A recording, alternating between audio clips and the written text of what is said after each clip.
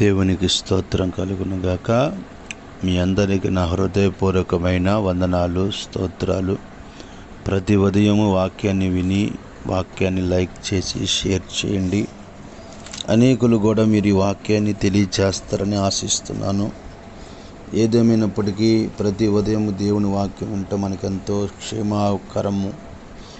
ఈ ఉదయకాలం కూడా దేవుని వాక్యాన్ని ధ్యానం చేసుకుందాం. మత్తయి సువార్త 15వ అధ్యాయంలో ఒక వాక్యం ఉంది. అందుకు యేసు, అమ్మ, నీ విశ్వాసము గొప్పది, నీవు కోరినట్లే నీకు అవునుగాక అనెను. చూడండి, ఇక్కడ గమనిస్తే ఆమె కోరినట్లు దేవుడు జరిగించాడు. కొన్ని మనం కోరుకుంటాం కానీ మనం అవి నెరవేర్చబడవు. కానీ మనం కోరుకున్నది దేవుడు మనకు అనుగ్రహించాలంటే మనం చేయాల్సిన పనులన్నింటిలో కొన్ని పనులు మనం చేసినప్పుడు దేవుడు మనం కోరినట్లుగానే మనకు ఆ సహాయాన్ని చేస్తాడు. ఏం చేస్తే దేవుడు మనం కోరినట్లు దేవుడు చేస్తాడంటే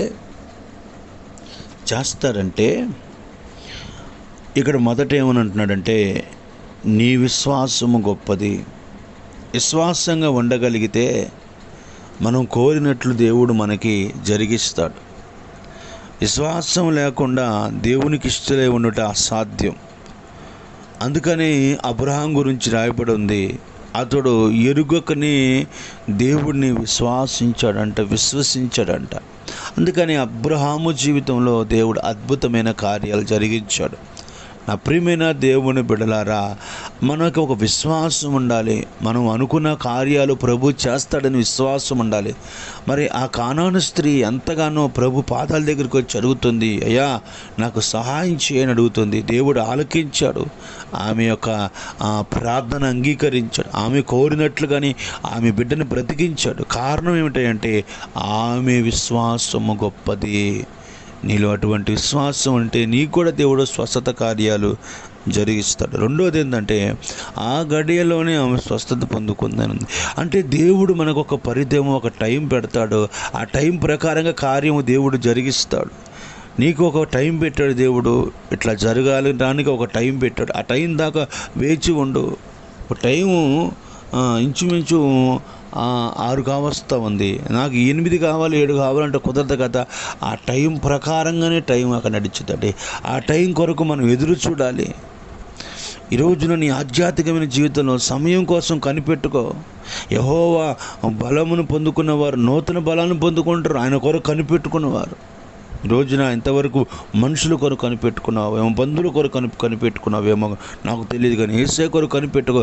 ఆ సమయం ఖచ్చితంగా దేవుడు నీకు ఇచ్చి నీకు ఆ గడిలోనే చేయాల్సిన కార్యములన్నీ నీకు జరిగిస్తాడు. నీ పట్ల మేలు చేస్తాడు. అందుకని ఆమెతో అంటాడు, నీ విశ్వాసము గొప్పదమ్మా, నీవు కోరినట్లే నీకు జరుగునుగాక అన్నాడు. మనం కోరుకున్న దేవుడు మనకు అనుగ్రహించాలని మనం ప్రార్థన చేసుకుందాం. ఒకటి విశ్వాసం ఉండాలి, రెండోది సమయం కొరకు ఎదురు చూడాలి. ఖచ్చితంగా మన పట్ల దేవుడు కార్యం జరిగిస్తాడు. ప్రార్థన. పరిశుద్ధుడైన తండ్రి, నీకు స్తోత్రములు. మేము కోరుకున్నవి మాకు జరిగినట్లుగా మీరు సహాయం చేయండి. మాకు విశ్వాసం ఉంచండి.